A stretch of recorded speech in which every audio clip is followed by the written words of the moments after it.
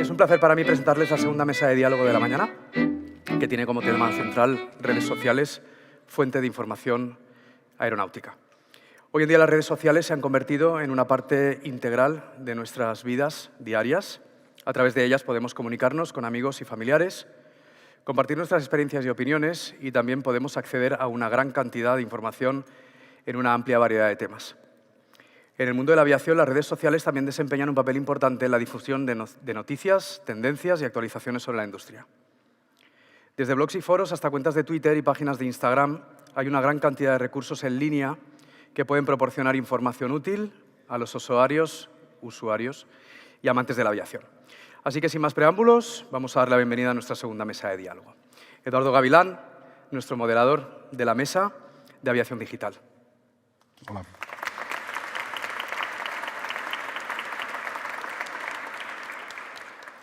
A su derecha, Esther Apesteguía, de Fly News.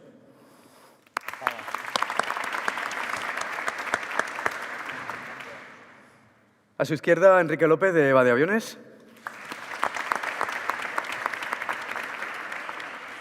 Flanqueando por el lado izquierdo, Pedro Carballo, de Pato Aviador. Y por último, Jonathan, de iLatina. Cuando queráis. Pues nada, muy buenos días a todos. Muchas gracias por estar aquí. Estoy encantado de moderar una mesa sobre redes sociales con gente tan joven alrededor mía. Vale, es una gran ventaja. Y nada, vamos a darle un formato. Voy a hacer 2 preguntas a cada ponente y luego vamos a entrar en el debate. Cualquier cosa que queráis, si queréis interrumpir, pues que lo suyo es que sea un poco interactivo. Si no, esto va a ser un peñazo. ¿Vale? ¿Estamos de acuerdo? Totalmente. Pues nada, la primera pregunta va para Jonathan, que es para que nos hables de cuál ha sido la evolución de las redes sociales en el sector de la aviación. Bueno, pues yo creo que tenemos que hacer un punto por punto de varias cosas, porque lo primero que ha cambiado es un poco un túnel de venta, ¿no? Si hiciéramos uno muy sencillito, tendríamos la captación arriba, en el medio quizá tendríamos pues lo que viene a ser la venta directa, es decir, la conversión, y abajo de todo tendría, ahí va el libro, y abajo de todo habría la fidelización, ¿vale? Antiguamente, pues quizá las redes sociales nosotros las veíamos todos como si fuera una herramienta para captar leads, gente interesada y demás. Pero ahora, digamos que están en todos los puntos. Están arriba porque, bien es cierto que son para captar interés, están un poquito en el medio para generar esa confianza de la gente que tenga un poquito de venta directa o campañas de conversión. Y abajo para la fidelización que antes hablaban en la mesa anterior, por cierto, un comentario muy interesante sobre ello. Vale, y aparte de eso, pues digamos que la comunicación, ¿no? En la comunicación estamos con el tema de la sostenibilidad, que ahora está tan de moda, intentando escapar un poquito del greenwashing y todo este tema. Y también a la hora de comunicarnos, pues lo que viene a ser el be real, ¿no? Es decir, intentar que todo sea contenido real, como hizo muy bien Iberia. No sé si conocéis la campaña de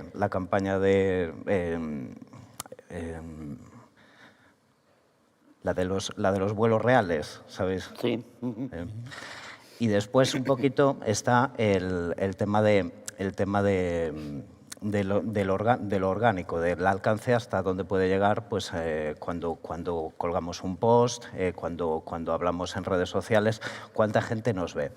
Eso antiguamente nosotros teníamos unos alcances brutales, es decir, nos veía muchísima gente en cuanto a nuestros seguidores. Ahora mismo, pues, si tenemos un 5% de visibilidad conforme a los seguidores que tenemos, pues ya nos podemos dar con un canto en los dientes. Es decir, si tenemos 100 seguidores y nos ven 5 personas, ya es una suerte. ¿Qué pasa? Que esas 5 personas nos han visto, pero a lo mejor no nos han mirado. Es decir, a lo mejor han pasado, pero sin vernos, no se han parado. Han hecho scroll y no se han fijado en el contenido ni nada. Han hecho scroll y ya está. Pero lo que me ha quedado claro es las redes sociales como canal de venta o más de fidelización o... Las redes sociales es un canal de fidelización muchísimo Mucho más que de venta. Sí, donde generar confianza para la hora de... Porque de todas maneras nosotros podemos hacer campañas de conversión en las redes sociales para generar leads, ¿vale? Al final estamos utilizando las redes sociales para tener esos impactos, en realidad. ¿Qué pasa? Que digamos que lo que vienen a ser los posts tradicionales, sí que son una manera de generar confianza. ¿Que te puede llegar un contacto interesante y cerrarlo? Por supuesto que sí, y pasa. Quizá pasa más en discotecas, conciertos, moda. Lo que llamáis conversiones, ¿no? Sí, sí, que sí. al final captas al cliente. Exactamente. Pero al final lo que tenemos que intentar es, sobre todo las grandes compañías, parecernos un poquito al pequeño comercio. Es decir, conseguir tener esa cercanía. ¿Cómo hace una gran compañía que no se sienta con la persona de tú a tú enfrente para tener una conversación? Bueno, pues intentando demostrarlo. ¿Y cómo lo puede demostrar? Pues a través de las redes sociales, porque quizá la web es algo más estático, donde no se cambian tanto las cosas y demás, y el contenido de las redes sociales es el aquí y el ahora, como en el comercio de cercanía cuando alguien va a que le despachen, básicamente. Un poquito va por ahí los cambios. Oye, Esther, decana de los medios de comunicación especializados. Le mato. Que ya tienes una trayectoria enorme, no solo con Fly News, sino con Avión Review. ¿Cuáles han sido los cambios que habéis experimentado? O sea, porque claro, tú eres una persona que tiene una trayectoria profesional impresionante. Sí. ¿Qué cambios has visto tú que habéis experimentado? Pues total, la transformación ha sido total y no acaba. Yo soy nativa analógica, no soy nativa digital. La transformación a lo digital, la verdad es que cuando estás muy activa laboralmente, yo creo que en el sector de medios de comunicación o en cualquier otro no es difícil, porque eso te adaptas o mueres, entonces no te queda más remedio. No tengo la facilidad de mis hijos, me niego a utilizar TikTok, que ya sé que es una herramienta, pero por todas las demás paso. Vale, entonces, transformación, yo creo, oyendo la anterior mesa, yo creo que el mundo del turismo y de los medios de comunicación han sido los más afectados por las nuevas tecnologías que comentábamos antes Enrique y yo, que ya no son tan nuevas. Internet lleva con nosotros entre 30 y 40 años. Nosotros cuando venimos de otro medio, como he dicho él, de Avión Review, cuando fue la gran crisis de los medios en 2009-2010, que ya empezó a caerse las ventas de papel y tal, en mi empresa hicieron un ERE y nosotros decidimos seguir haciendo lo que sabíamos, información aeronáutica. Y creamos una revista, Fly News, pero desde el primer momento los fundadores tuvimos claros que teníamos que ser papel e Internet. O sea, ya os estoy hablando desde hace 12 años, no se concebía un medio de comunicación que no estuviera en la red. Era completamente, desde mi punto de vista, un suicidio. ¿Qué pasa? Habéis hablado antes de transformación, de impactos y de hacer eso un negocio. Que es curioso porque en el mundo de los medios especializados el papel sigue siendo, no sé si en otros sectores pasará, pero el papel sigue siendo como el medio, como que te da, ¿sabes? Brillo, representación. Sí. Sin embargo, cuando tú muestras a tus clientes, por ejemplo, de publicidad, a las audiencias, nuestra web multiplica por 1000, ha multiplicado por 1000 el seguimiento de la venta del ejemplar en papel. Sin embargo, por ejemplo, para los anunciantes, no conciben, no captan eso y no te pagan el mismo precio por una página de publicidad en papel que, por ejemplo, por un banner en la web. Se paga más en papel, entiendo. Pero vamos, con unas diferencias increíbles. Nosotros también, quiero decir, en esa transformación hemos dejado de imprimir. Después de la pandemia, que cerraron kioscos y todo, no os tengo que decir, no es ningún secreto que las ventas en papel van de capa caída, o sea, van en descenso, no sé cómo lo llamáis el lenguaje técnico de pilotos, barrena. Sí, una barrena. Una caída en barrena, no lo tengo que decir yo. Y entonces decidimos vender la revista, el procedimiento es el mismo, la producción es la misma, en un kiosco digital, que en nuestro caso es Cinio. También tú lo sabrás, como experto, los kioscos digitales no han dado el resultado que se esperaba, pero por una sencilla razón. En mi época, yo soy periodista de formación, estudié 5 años una carrera y teníamos la teoría de McLuhan, que es de los 60, el medio es el mensaje. Entonces, hemos intentado enriquecer la revista, el PDF de la revista con vídeos, con no sé qué, pero la gente en Internet, pienso yo, y por experiencia, bueno, y hay estudios, no busca lo mismo. Ahora prima la inmediatez, tú lo sabes bien, lo sabéis todos, tienes que actualizar la web a una velocidad increíble. ¿Cuál es el problema que veo yo en esto? Es el contenido, la calidad de los contenidos. ¿Cómo lo hemos resuelto nosotros? Pues tenemos colaboradores que alimentan, que hacen una labor alimenticia de la web, que es publicar todas las notas de prensa que nos mandan, la mayoría posibles al momento, porque eso te da tráfico, y los artículos de más contenido, más sesudos, más profesionales, pues los hacemos dentro de la redacción un poco con la filosofía del papel, trasladados a la web. Eso sí que nos está dando resultados. Y luego hay una, dices, ¿cómo nos hemos adaptado? Yo creo que no se puede adaptar nadie, que es que tenemos a San Google. Y Google, amigo mío, ahí con el diablo hemos topado. Sí, ¿Por qué os lo quiero decir? Aparte, los periodistas, aparte de saber hacer información, ahora tenemos que conocer cómo funciona Google, porque nosotros tenemos bastante tráfico orgánico, porque somos ya veteranos. Mucha gente nos busca como Fly News, pero no es lo habitual. Lo habitual es que, por ejemplo, aquí que hay un escenario, un entorno de aerolíneas, se busque Iberia o presidente de Iberia o tal. ¿A qué hemos tenido que aprender? A googleizar. ¿Qué pasa con Google? Te cambia el algoritmo cuando quiere. ¿A quién se lo cuenta? A nadie. Pues este va a ser un tema que vamos a debatir luego. Luego tengo aquí, digamos, a los representantes de esto que llamáis arotrastornados o aficionados que la verdad es que el término arotrastornado tiene su aquel, ¿eh? No, porque es una forma de definir lo que son los aficionados a la vecer. Oye, Pedro, el problema de las fake news. A ver, es una pregunta importante porque tendemos a calificarlo todo como fake news, Sí. pero no todos son fake news. La noticia falsa tiene un componente deliberado. Se pueden tratar de introducir noticias falsas por muchísimas razones. Intoxicar el debate, intoxicar a la propia opinión pública por razones políticas, razones mismo del tema de la guerra de Ucrania está generando muchísimas fake news como algo deliberado. Pero muchas veces la inmensa mayoría de las veces, para generar más visitas. Claro, pero la inmensa mayoría de las veces el problema no está en esa información falsa que es relativamente sencilla de detectar. El problema está en la información errónea.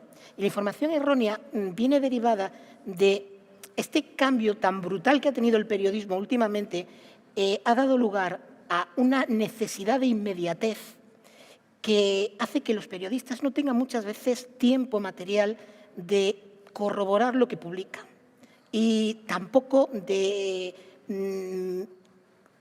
consultar a expertos que les puedan asesorar sobre lo que están publicando. Y es que además, es que hasta cierto punto es lógico, lo estabas comentando tú antes, tenemos la necesidad de estar alimentando a Google, subiendo contenido de una manera casi constante y es muy difícil hacer eso con un mínimo de rigor y un mínimo de calidad. Al final tenemos que tener en cuenta que un medio de comunicación es una empresa y una empresa lo que tiene que hacer es maximizar su cuenta de resultados porque si no deja de existir. Hemos tenido aquí un problema muy serio y es que no hemos visto venir el cambio que nos vino en 2008. Todos estábamos un poco llevando lo que es la digitalización, pero de otra manera. En 2008 entran en juego las redes sociales, 2007, 2008, y lo cambia todo de una manera que no estaba a lo mejor previsto. Otro problema más, hemos caído totalmente en manos del algoritmo por el tema publicitario, hasta el punto de que muchas veces ya no se redacta pensando en el lector, se redacta pensando en Google para que nos posicione la web lo mejor posible. El depender tanto de la publicidad ha sido un error mayúsculo. Nos hemos acostumbrado todos a tener el contenido de Internet gratuito y eso lo único que ha hecho ha sido empeorar la calidad del contenido. Yo abogo por un contenido de pago, un pago que se pueda sostener por parte del usuario. A lo mejor una solución podría ser crear lo que yo llamo el Netflix de la comunicación, una manera de que por una pequeña cantidad mensual el usuario pudiera acceder a todos los medios de comunicación disponibles. Pero desde luego el modelo publicitario actual no es sostenible, está generando un contenido de malísima calidad y eso está contribuyendo a la pérdida de credibilidad por parte del periodismo. Sí, Yo totalmente lo de acuerdo. lo que veo ahí un poquito es que antiguamente parece que hace mucho tiempo, Sí, pero y no tanto. solo fue hace 10 años. Lo que teníamos es muchísima más libertad a la hora de trabajar en periodismo. Es decir, se podían hacer contenidos de calidad, los sueldos eran más altos, porque había muchos inversores, pequeñas empresas o pymes que hacían inversiones en publicidad pues, para salir en la prensa escrita, en determinada página o en determinada entradilla.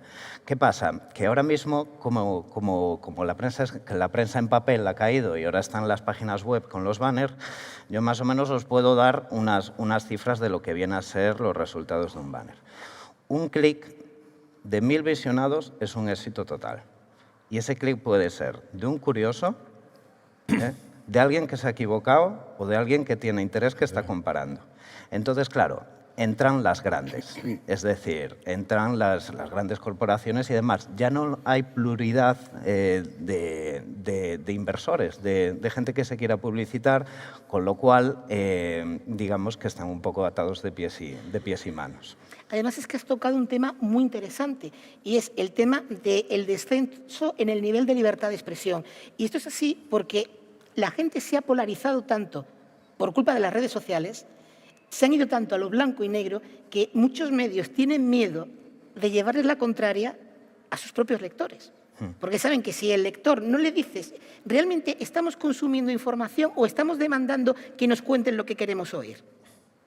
Porque en cuanto un periódico que tiene una determinada línea editorial va en contra de esa línea editorial, pues por defender la verdad, se va a encontrar con que muchos de sus lectores lo van a abandonar.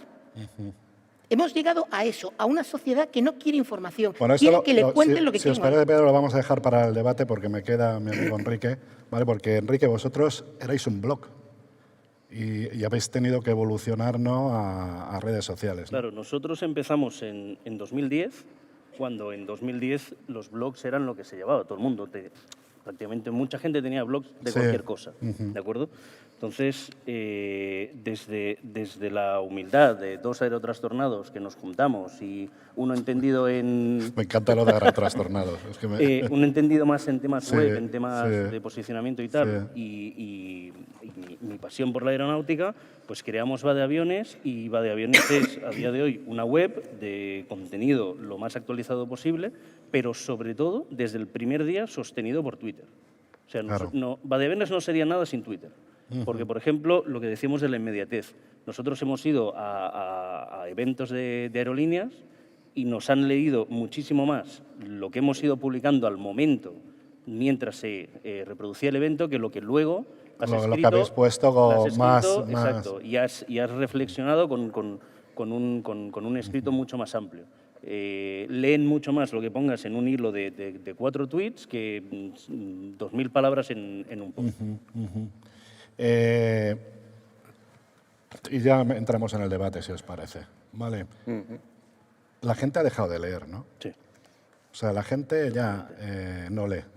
totalmente. O sea, O sea, no- quizás esta sea una de las explicaciones de por qué tienen tanto éxito las redes sociales, ¿no? Claro, claro. O sea, nosotros en nuestro caso, y además es que lo tenemos comprobado, haces una publicación, te curras una publicación, un tema que no es una noticia puntual, algo sobre aeronáutica, lo que sea. Y dices, joder, que pocas visitas hemos tenido para el currazo de investigación, de buscar información y demás.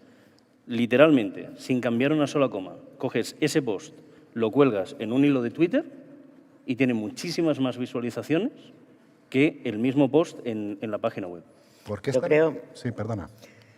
Yo creo que no es que la gente no lea o ha cambiado la forma de leer también.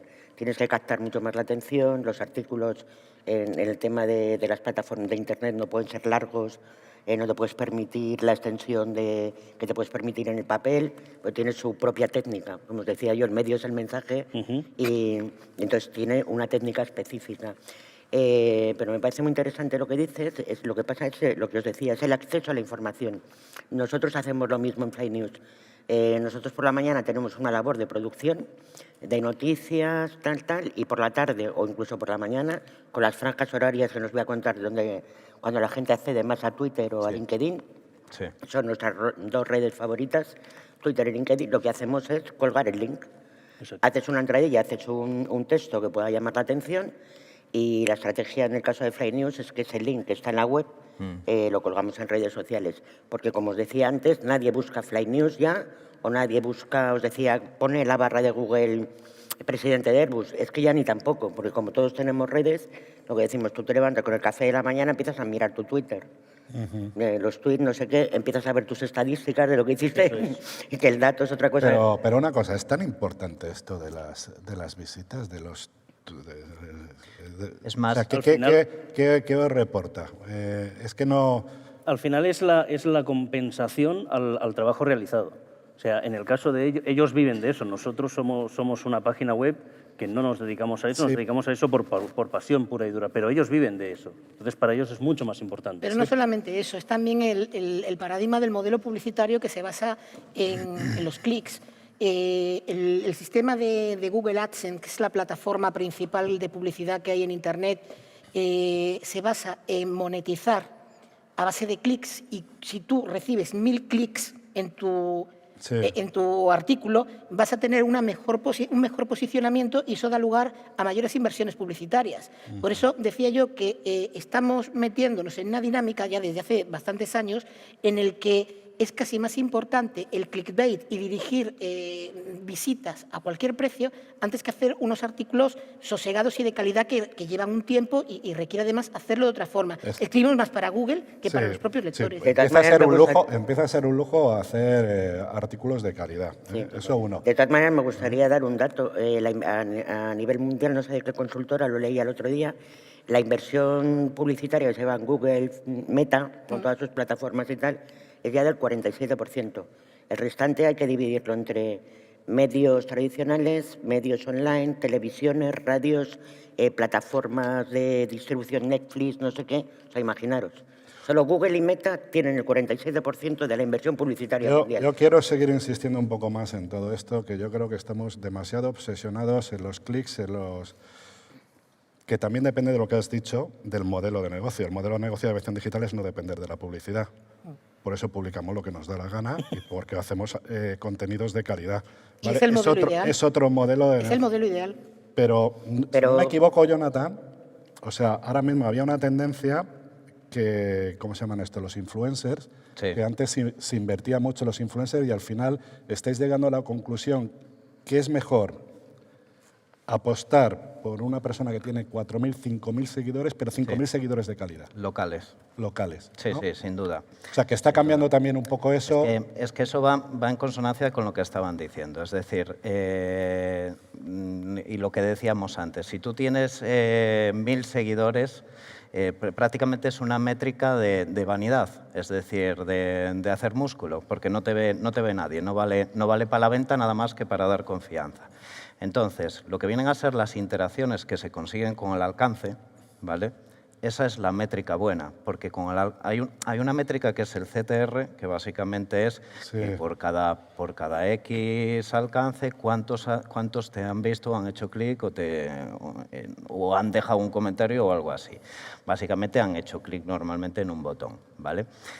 Esa es la métrica buena totalmente, y con los influencers lo que se consigue es que eso mejore, porque cuando mejora ese CTR, más conversión puede haber.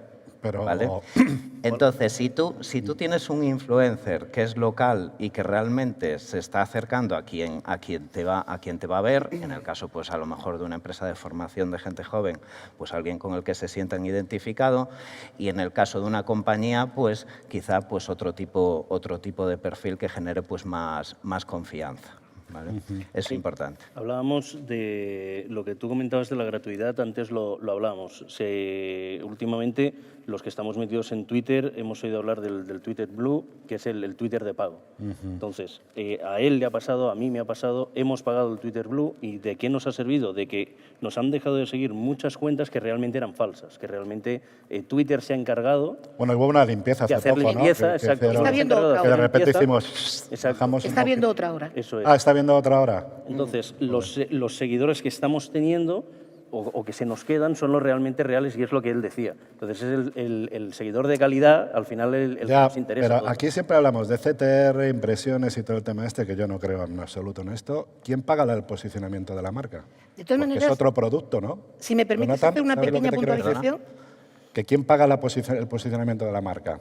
Porque tú tienes tu clic, Sí. pero tú si apareces en aviación digital también estás haciendo una labor de posicionamiento de marca. Y una labor de branding, por De supuesto. branding. ¿Y eso quién lo está pagando? Es que es la diferencia. Eso al final, pues, a la que repercute es a la propia marca, pues, a la hora de mejorar sus resultados. Hay una cosa, además, que hemos cambiado los términos. Yo que soy veterana, decana, como dice él, hay una cosa que siempre se ha hablado en periodismo, que es la prescripción. Tu propia marca, tu credibilidad como periodista. Claro. Los medios los hacen los periodistas. Y lo que ahora es un influencer, de toda la vida de Dios del Señor, ha sido un prescriptor. Sí. Entonces, Sí. también la firma, el nombre que uno se haga, que a costa de mucho esfuerzo, de mucho trabajo, de muchos años y de hacer información de calidad. Yo estoy contigo. Sí, sí, Es otra claro. cosa que se olvida completamente. Oye, estoy seguro La que si infor- tú pones un comentario crítico tiene mucha más potencia que cualquier otra cosa. Sí, Si Esther Apesteguía dice tal, que eso es un poco a lo que iba... Desgraciadamente son los que suelen ser habituales. Yo tengo un amigo que tiene una empresa de ascensores que siempre se me queja porque le ponen malos comentarios y le digo, hombre, nadie te va a poner qué buen viaje en el ascensor. pero sí, hay que fomentarlos, hay que estar encima de ellos. Pedro, porque- perdona. Sí, no, yo por contextualizar un poco todo esto que estamos hablando del CTR, de las métricas tal, esto no viene de ahora, esto viene ya de muy atrás. Año 2000, yo recuerdo cuando estaba en televisión, que en el control central teníamos una pantalla donde nos estaban llegando en directo las audiencias y metíamos publicidad o no la metíamos o hacíamos o cambiábamos de eje en el programa, lo que sea, dependiendo de cómo iba eso. O sea, que esa obsesión por las métricas ha existido siempre. Lo que pasa es que ahora son más fáciles de medir y más fiables. Sí, pero yo lo que digo, a mí me da la impresión, yo por ejemplo, nuestro modelo de negocio no va, yo lo de las Porque no CTR depende y de la tal, yo siempre digo lo publicidad. mismo, digo, si usted quiere controlar su publicidad, póngame el código UTM y la controla usted. Yo les cobro por espacio, no cobro por CTR ni por impresiones, y además soy el más caro del sector. Además se lo digo, le digo, Porque vas a ¿no? calidad. Claro. Claro. Claro, pero es que la mayoría de Pero modelos es de por el negocio modelo no de son negocio, claro. Pero por eso a lo mejor el debate es si tenemos que evolucionar a otro Hombre, modelo de negocio. yo creo que el mundo banner, tú lo sabrás mejor, el mundo banner y el mundo click es una época pasada.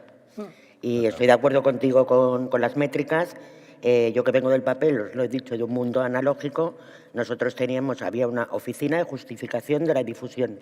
Los medios con cierta vocación de credibilidad nos veíamos sujetos a la OJD, que eran análisis, la revista Avión Review era una revista mensual, sigue siendo con otros profesionales a cargo de ella, y todos los meses teníamos nuestra estadística. Claro. Tal. Luego, otra cosa que me parece interesante y que me parece bueno de este cambio, que lo había apuntado yo, tenía unas notas. ¿Qué tiene de ventajoso desde mi punto de vista todo el tema de Internet, plataformas, redes sociales? Que controlas tú tus datos y la información. Antes, el mundo del papel estaba en manos de las distribuidoras, que son modelos de negocio en una sociedad que está súper tecnificada, tecnologizada, del siglo XX, del principio del siglo XX. Es decir, tú vas a una imprenta, el papel impreso se lo dan a un camionero, porque es así, distribuidor, que lo lleva a una central y de ahí se reparte. Y tú no sabes si es verdad lo que te dice la distribuidora. Si has vendido 1.000, 1.500, porque ellos cobran también por... Claro, ellos te aplican un porcentaje sobre, porque son los que distribuyen. Sí. ¿Qué me parece a mí interesante ahora? Yo tengo a diario, hago el análisis de qué pasó ayer en mi web o qué está pasando en este momento. Y eso es muy importante. Yo creo que eso, el control de los datos, la información y la prescripción de ser influencer de tu sector, pero en el buen sentido, de calidad, yo creo que son claves también para sobrevivir y más en unos medios especializados, como son el tuyo y el mío, y vosotros aerotrastornados. Sí. Oye, tenemos que hablar de la famosa inteligencia artificial. 2 palabras que, por cierto, son antónimos, ¿no? Inteligencia y artificial, que no tiene como demasiado... Para mí no tiene demasiado sentido. Claro, la inteligencia tiene que ser natural, ¿no? ¿Esto creéis realmente que va a cambiar todo? Hay que cogerlo con muchas pinzas. Yo he hecho la prueba y sé que otra gente del sector ha hecho la prueba. Tú coges el chat PTG este que podemos tener todos y le dices, redáctame un post sobre, redáctame un post sobre la historia de Iberia. Y sí, efectivamente, en 30 segundos tienes 2.000 palabras. Pero cógelo con muchas pinzas y revísalo 7 veces, porque no hay nada certero en todo eso. O hay un 5% certero de todo lo que ha escrito. Ha ido cogiendo de lo que haya encontrado Dios sabe dónde y te lo ha metido todo en 2.000 palabras. Porque no es eso. O sea, el ChatGPT, del que todos estamos escuchando hablar desde el mes de noviembre, ¿no? Al que se le está llamando inteligencia artificial, realmente no es una inteligencia artificial, es un modelo de lenguaje que está basado en redes neuronales, que sí que es una inteligencia artificial, lo que está basado, ¿no? Pero ChatGPT lo que es una aplicación. Y el tema de los chatbots no es una cosa nueva, viene ya de muy antiguo. El primero se creó en el año 1964, que se llamaba ELIZA. Son modelos que han modificado su forma de trabajar y ChatGPT es un ejemplo práctico de lo que es GPT-3 y GPT-4, que son modelos de lenguaje. Las aplicaciones son inmensas, pero es que tenemos que tener en cuenta que las aplicaciones nos estamos refiriendo a ese GPT-3 y GPT-4, no a ChatGPT, que es una aplicación en sí misma, más que nada para mostrar de una manera mainstream qué se puede hacer con todo eso. Pero lo bueno va a ser cuando se le empiecen a crear, que ya se permiten plugins para incorporar herramientas. Tú le vas a poder decir a ChatGPT, búscame en la web, lo que estábamos hablando en la mesa redonda anterior, búscame todos los viajes que hay de Madrid a Nueva York, todos los vuelos, pero yo le voy a dar importancia a tal cosa y a tal cosa. Y en base a eso, busca un vuelo para mí. Y eso te lo va a poder hacer esa inteligencia artificial. O sea, es buscarle aspectos prácticos concretos, utilizar ChatGPT como un ejemplo de lo que puede ser la inteligencia artificial, así sin más, no, porque para empezar no es una inteligencia artificial, es un ejemplo de lo que puede hacer esa inteligencia artificial, nada más. Pues yo creo que va a ser un tsunami para los medios de comunicación, como lo fue Internet. Pero nos costará más o menos y se puede aprovechar también en el buen sentido y en el malo. Por ejemplo, leía para esta mesa redonda una manera de aplicar la inteligencia artificial dentro de los medios de comunicación, pues es testar la calidad del contenido, si es cierto o no es cierto un artículo. Sabéis que ha habido escándalos a nivel mundial, por ejemplo, en The New Yorker, artículos que se han publicado. Sí, estáis comentando antes lo de su... Eran completamente falsos. La inteligencia artificial te puede servir en ese momento, hablando de medios de comunicación, imagínate a nivel de educación, de colegios, de universidades. Aquí tenemos un problema. Es inmenso, aquí tenemos ¿no? un problema y además un problema muy serio. Y es que la inteligencia artificial no es más que una herramienta, como cualquier otra. Pero, lógicamente, un martillo también es una herramienta, lo hablábamos antes, y tú lo puedes utilizar pues, para clavar un clavo o para partirle la cabeza a alguien. Y las cosas que se pueden hacer con inteligencia artificial pueden llegar a ser muy problemáticas, porque ya hay inteligencias artificiales capaces de imitar la voz de una persona concreta, de crear imágenes. Si se pueden distinguir esas imágenes o no de la realidad, eso el futuro lo dirá, porque cada vez son modelos más perfectos. Sí, ahora todavía se puede, pero pronto no se podrá. Y si yo ahora me puedo coger a un presidente de gobierno, a un directivo de una empresa y hacer que diga cosas que realmente no ha dicho y eso, difundirlo como una noticia... Las fake news, ¿no? Eso sí que van a ser fake news del libro y van a ser realmente problemáticas. Y si no, eso se deriva de una manera incontrolada, podemos llegar a un punto en el que no sepamos qué es verdad y qué no. Ahora, hasta cierto punto, todos podemos verificar una noticia si es falsa o es verdadera, con más o menos trabajo, pero es posible. Pero, ¿y si llega un momento en que eso no se puede? Yo creo que la propia inteligencia artificial creará un plugin, lo que te decía yo, para identificar si una información es falsa o verdadera. Vamos a ver, porque no siempre va a ser tan fácil, porque aquí el problema es la gran cantidad de información que se genera cada minuto. Y que ¿Cómo aparece- analizas, cómo filtras todo eso? Bueno, esa es una de las amenazas, ¿eh? Porque una de esto al final son unos algoritmos, ¿no? Que trabajan a toda leche y se alimentan de una base de datos. Y, amigo, ¿quién alimenta esa base de datos? No, vamos a ver, no es así. El problema- Las inteligencias artificiales no funcionan con algoritmos, funcionan un sistema que se llama red neuronal, que lo que te hace es que ellas mismas van aprendiendo de sus propios errores, ¿no? Es Pero un tendrán sistema que coger los datos de algún sitio, ¿no? de todas partes.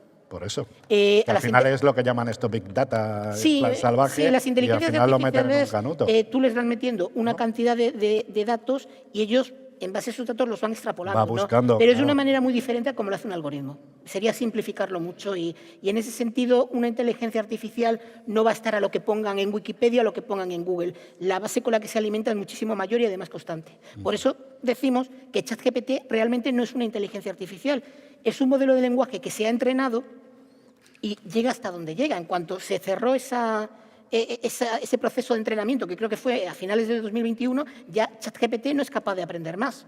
Por eso, llamarlo inteligencia artificial no es demasiado preciso.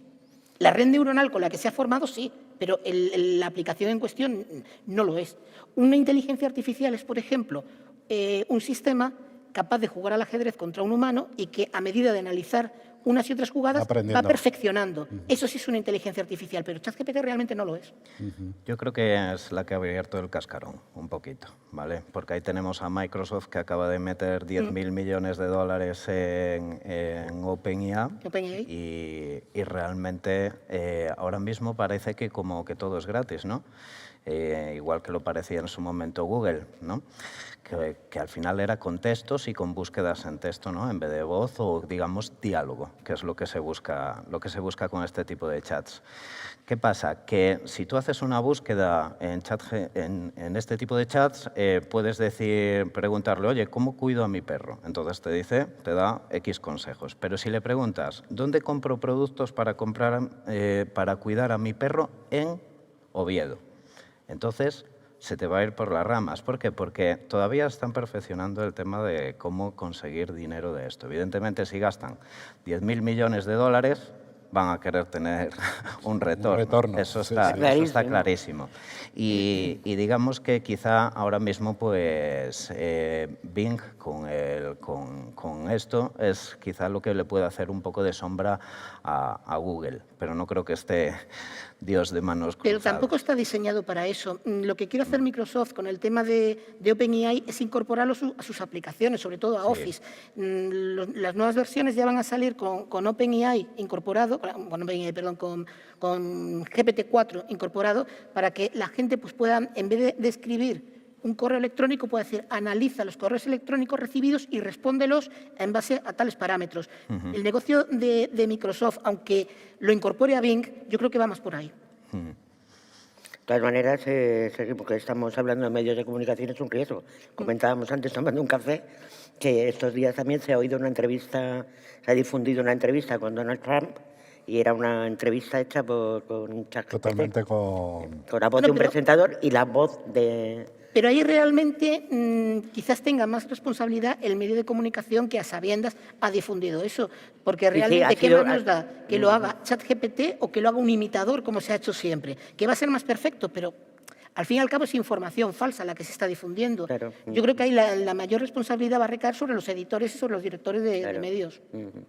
Sí, porque todo esto tiene responsabilidad. Tú cuando publicas una noticia que no se corresponde con la... La responsabilidad del director siempre, claro. Claro, o sea que... Pues bueno, yo si queréis pasamos ya a que intervenga el público, ¿os parece bien? ¿Os interesa el tema? Sí, ¿no? La gente joven aquí, normalmente, ¿de dónde capturáis la información? ¿De redes sociales o de periódicos? De redes sociales, ¿no? Básicamente. Después que tiene mucho éxito yo lo de TikTok esto. Sí. No, yo estoy enganchado también, ¿eh? Yo también, pero me siento Pero es incapaz. porque aprendes muchas cosas. Pero ¿sabes lo que pasa? Que es que yo creo también que hay que hacerlo con naturalidad. Sí. A Claro, mí no me enganchados, sale. enganchados a verlo, enganchados a hacerlo no. Claro. Sí, sí. Ah, no, no. Yo, no. yo no me siento cómoda grabándome un vídeo de Que no. TikTok porque entiendo que no manejo ese lenguaje ni voy a conectar bien con mis seguidores. Me siento muy cómoda en LinkedIn, en Claro, Twitter, sí. pero en TikTok... No tenemos un perfil para eso. Claro, yo, por ejemplo, con la gente joven que colabora y tal, pues estoy intentando hacer un TikTok de Fly News, pero claro, no podemos hablar de, pues como el foro que hice yo hace un mes, la sostenibilidad en el transporte aéreo. Claro. Porque sí, puedo hablar de, pero vamos, si meto eso en TikTok, me cae la del pulpo. O sea, Pero me cae la del pulpo. ¿sabes qué es lo curioso? Lo curioso es las tendencias de búsqueda que hacen la gente joven, porque están empezando a buscar a través de... Bueno, es un porcentaje que todavía no es muy serio en España, pero están empezando a buscar a través de TikTok directamente sin pasar por Google. ¿Vale? Anda. Y de hecho, en Estados Unidos, la franja de 18 a 24 años casi es un 40% que usan Instagram, Facebook, o sea, más bien Instagram y TikTok para buscar... Sí, yo es que lo tenía apuntado en- Pero para buscar una peluquería. Sí. En Peluquería Oviedo. Y la buscan así. Sí, sí. Joder, No música ni nada, no, cosas prácticas. Pasó antes con YouTube, ahora se está migrando a Instagram y a TikTok. Sí, sí. Sí, sí. Bueno, quizás A veces YouTube era más para tutoriales o cómo hacer cosas que te pudieran ayudar a ti en tu día a día, pero es que esto se está usando como guía, es Motor de decir, como búsqueda. páginas amarillas. Sí, pero- ¿A dónde voy a ir a cortarme el pelo? Antes que hablábamos de la inmediatez, y ahora que nombraba YouTube, yo recuerdo hace 10 años, cuando empezamos, o hace 8, el 80% era YouTube. Pero todo el mundo miraba YouTube, Sí. porque colgabas un vuelo de largo radio y colgabas todo el proceso y a lo mejor te duraba hora y media. Hoy eso no lo ve nadie. Entonces un vuelo de No, largo porque radio... son demasiado largos. ¿no? Claro. Necesitan los 4 segundos Tú haces- para... Eso es, tú Es haces un terrible. vuelo de largo radio, haces 15 fotos, las comentas, que a veces alguno ni se entiende lo que dice porque tienes 30 segundos para comentarlas y ya está, y ya ha pasado. Tú fíjate que poco a poco, una de las amenazas que veo yo, algo que era muy importante, que era alimentar el juicio crítico, se está perdiendo. O sea, ahora ya... Yo no estoy de simplemente acuerdo. La referencia. Lo que pasa es que se alimenta de otra manera, lo que decías tú. Pero ¿cómo te puedes de alimentar una información de 3 segundos? Sí, de eso. Porque sus mentes Yo si están... quiero alimentarme, Ya, me pero- leo un artículo de los tuyos. Ya, pero gracias, pero tú y yo somos analógicos. Pero Bueno. te quiero decir, está influyendo este cambio en la inteligencia humana, está influyendo en cómo los profesores dan las clases, Sí. en cómo me imagino que la gente, los cabin crew que decíamos antes, los TCPs, se dirigen al pasaje, porque todo es inmediato, no se capta la atención. Por ejemplo, antes, viajando en avión, yo era de las que atendía a las instrucciones de la tripulación. Yo también. De seguridad. Pero es que tú ahora está todo el mundo así, pim, pim, pim, pim, que han hecho las aerolíneas. No soy yo la voz más adecuada para decirlo, hay aquí Nos expertos. hemos acostumbrado Pues poner a un consumir vídeo, contenidos más porque- Sí, claro, pone un vídeo y ya está. Exacto. poner un vídeo, porque tienes a la azafata o al TCP o a la TCP allí y está todo el mundo con su móvil, pim, pam, pam. Entonces, como la primera pregunta empezás, ¿cómo te has adaptado? Claro. Nos tenemos que Pero al adaptar. final aquí es así. tenemos el público clave, o sea, a los jóvenes de aquí no hay más que preguntarles si siguen viendo vídeos de YouTube de hora y media o simplemente se alimentan de TikTok de 30 segundos. A ver, ¿quién se alimenta de TikTok? Que levante la mano. Todos. Claro. Qué pasada. O sea, que me recomendáis que haga un canal de TikTok de Fly News, ¿no? Que soy de... Vale. En ello, me voy a poner a ello. Bueno, ¿tenéis alguna pregunta, David? Que te había visto Pues ahí. mira, yo tengo una. En los últimos años, en las aerolíneas, los tripulantes de cabina, entre los tripulantes de cabina, hay mucho influencer. Sí. O hay mucho que quiere ser influencer. Hay de las dos cosas, ¿no? Y publican a diario, porque además yo lo he vivido en mis vuelos, publican a diario. Muchas veces en las escalas se encierran en el galí trasero, hacen TikToks, que yo me quedo alucinado, tengo que reconocerlo. Pero bueno, ellos tienen sus seguidores y su público. ¿Consideráis que las aerolíneas se pueden aprovechar de estas prácticas? ¿Y se aprovechan? Perdón, Totalmente. déjame Sin hacer duda. solo una puntualización desde el punto de vista. Yo no lo llamaría influencer, porque en muchos casos es divulgación. O sea, al final un influencer es alguien que pretende lucrarse de ello y muchos de ellos que lo hacen totalmente voluntario, sin que la propia aerolínea incluso les recompense por ello. O sea, yo creo que es más Hablaríamos de divulgativo. influencers y divulgadores. Eso es, eso Ajá. es. Quizás Pues hay más muchísimos. un embajador de marca, O un sí. pequeño embajador Entonces, de marca. ¿consideráis que las aerolíneas se aprovechan de estas figuras divulgadoras y Sí, porque al final en los propios etcétera? canales oficiales de las aerolíneas esos vídeos acaban apareciendo. Y además es contenido real. Exacto. Lo que pasa es que sí, que tiene su connotación de peligro por si se hace algo que no vaya en la línea de la Los compañía. intereses de la compañía, Sí. claro. Hay quizá Pero una es- línea muy delgada entre lo que sería cumplir con la política de la compañía con respecto, por ejemplo, al servicio al cliente y mantener un perfil bajo, ¿no? en ciertos aspectos y hacer un TikTok durante una escala, un vuelo, quizá llega al embarque, quiero decir, y la seguridad, ¿no? También, porque consideráis que quizá no todo el mundo tiene la madurez suficiente durante la operativa de saber elegir el momento adecuado para hacer un TikTok. No, claro, por ejemplo. pero por eso te decía lo de la divulgación. No es lo mismo ver a una azafata con el uniforme que representa una aerolínea usando la canción de moda y el bailecito de moda sin ningún tipo de divulgación, de explicación, que la azafata con el uniforme puesto en una escala en que a lo mejor tiene 3/4 de hora de espera y te está explicando cómo funcionan las mascarillas de oxígeno, por ejemplo. No, son cosas totalmente diferentes. O sea, está todo en TikTok, pero tienes el TikTok del que se quiere entretener y el TikTok del que quiere aprender. Y son dos perfiles que hay que dejar muy claros y muy diferenciados. Y el que quiere aprender es el que acaba apareciendo en los canales oficiales. Estoy muy de acuerdo con Quique, por eso creo que es importante que los departamentos de comunicación de las aerolíneas y esos divulgadores trabajen juntos de alguna manera. Claro. Y Ya. consensen el tipo de contenido que se va a emitir. Y ahí hay, Porque ahí además hay mucho entiendo trabajo. que, vamos a ver, un empleado no puede hablar ni emitir opiniones públicas Obvio. si no es autorizado por la propia Eso compañía, es, ¿no? Eso es. A ver, nosotros como agencia, en Ilatira siempre abogamos por hacer equipo con los empleados para sacar contenido. Claro. Y con nosotros, porque al final es como si fuera todo uno. Sí. Eso es importantísimo para sacar pues, ese contenido y generar confianza, tener una ventanita a lo que te va a pasar y que tú desees estar ahí como usuario. Marketing 360 grados, ¿no? Sí. Más o menos. ¿Tenéis alguna pregunta? Ah, sí. ¿Pasáis el micrófono, por favor? Ah. Ya, pero Por igual si no te oyen detrás. usted tiene buena voz y yo tengo mal oído. ¿Creéis que en general, en un tanto por ciento muy elevado, las redes sociales están destinadas a gente joven? ¿Y por qué?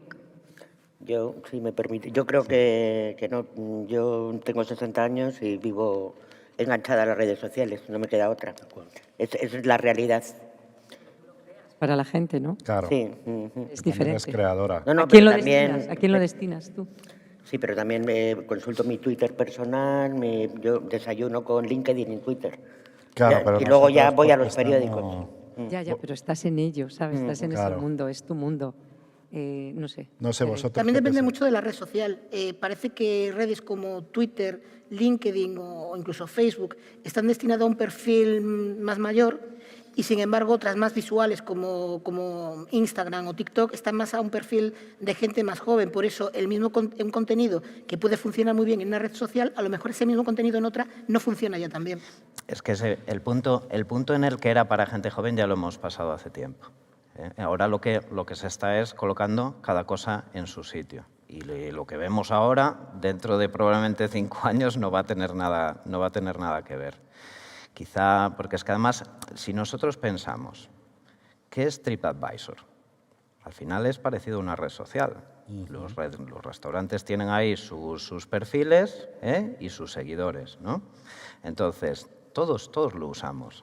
Hasta los que viajamos mucho y miramos dónde comer, pues al final estamos usando una red social.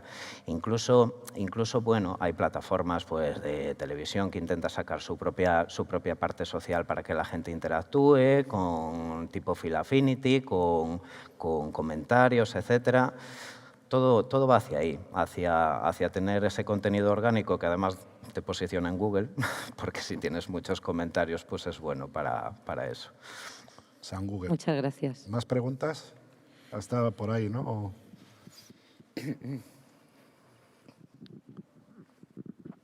Hola, muy buenas. Yo quería preguntaros acerca de lo que comentabais antes de la información de calidad, que estabais diciendo que ya no se tiene en cuenta, que ya cada vez se busca menos.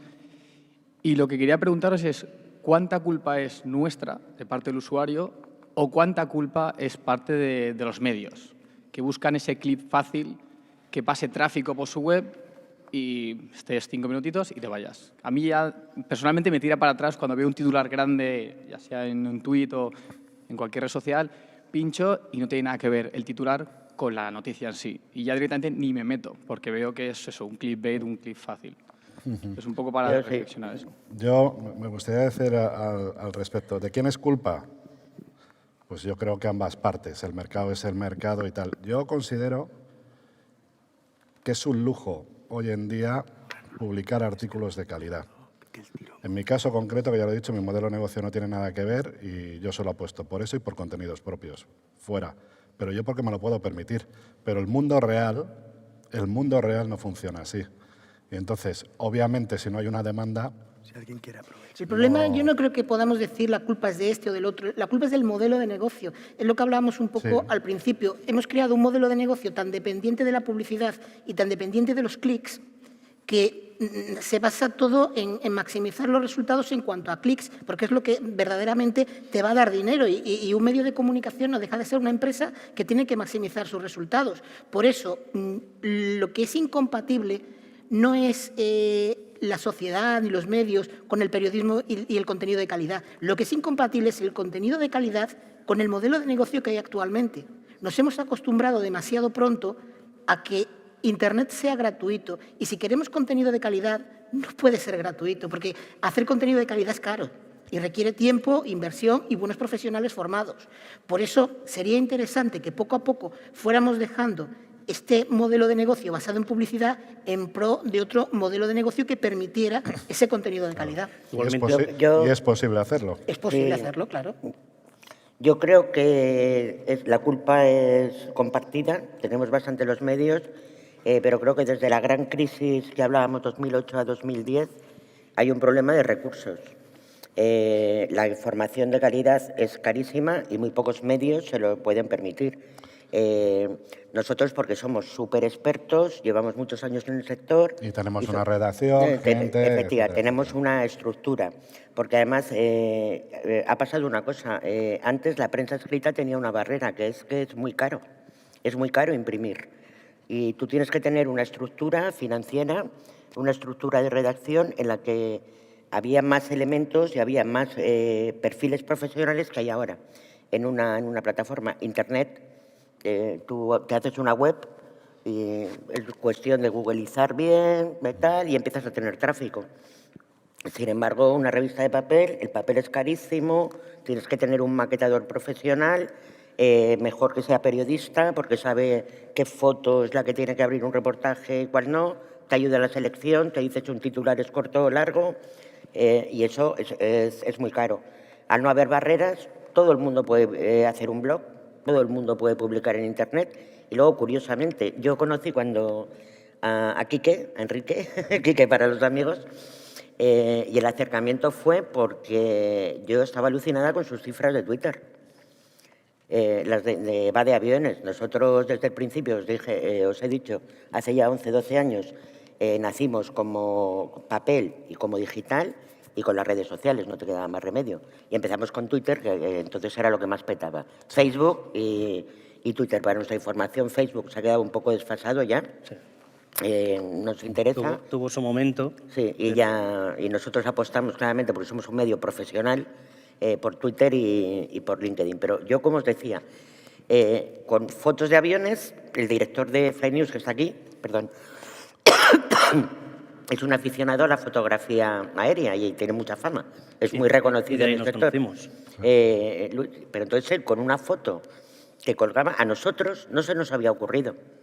Y un tuit de Quique, bueno, pues tenía no sé cuántas miles de impresiones y yo el titular sesudo de el presidente de Iberia, no sé qué, no sé cuántos. Pero es que no tienes en cuenta una cosa, que son aerotrastornos. Ya.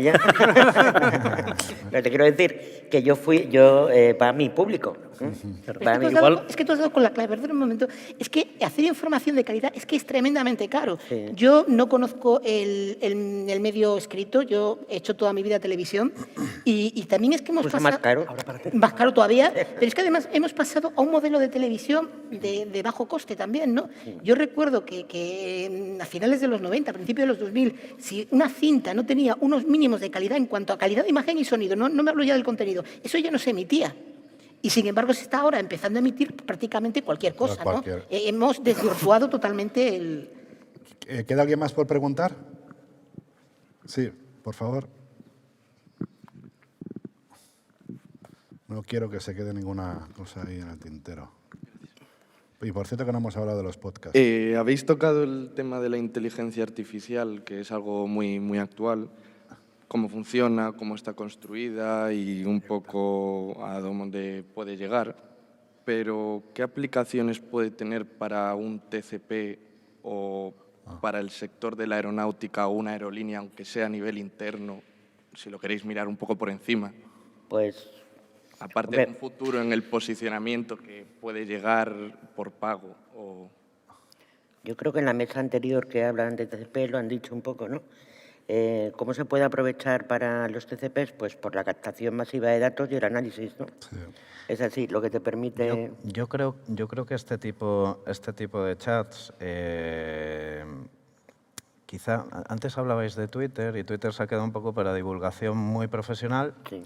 Y para soporte. Allí va toda la gente cabreada a quejarse, ¿vale?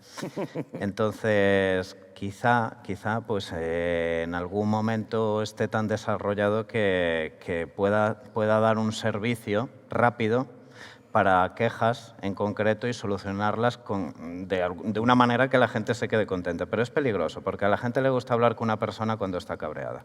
Sí, Yo veo más aplicaciones en los campos de marketing, comunicación y comercial, ¿eh? Sobre todo en la parte comercial.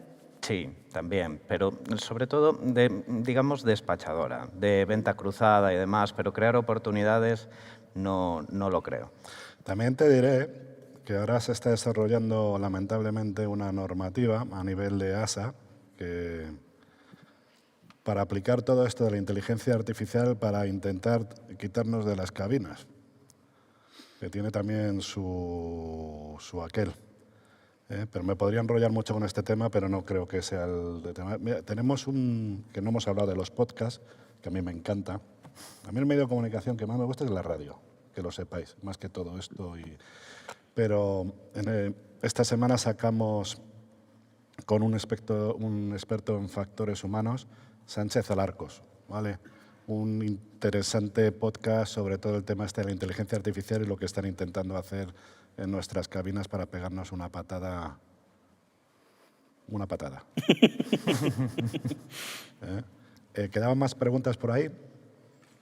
Vamos en schedule. ¿No hay más preguntas? Oye, qué bien. Oye, pues nada, muchísimas gracias a todos.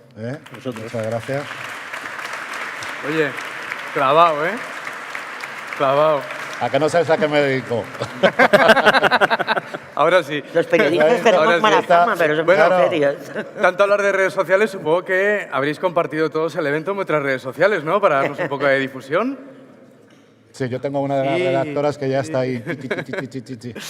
Muy bien, pues muchas gracias. Un fuerte aplauso, por favor. Gracias.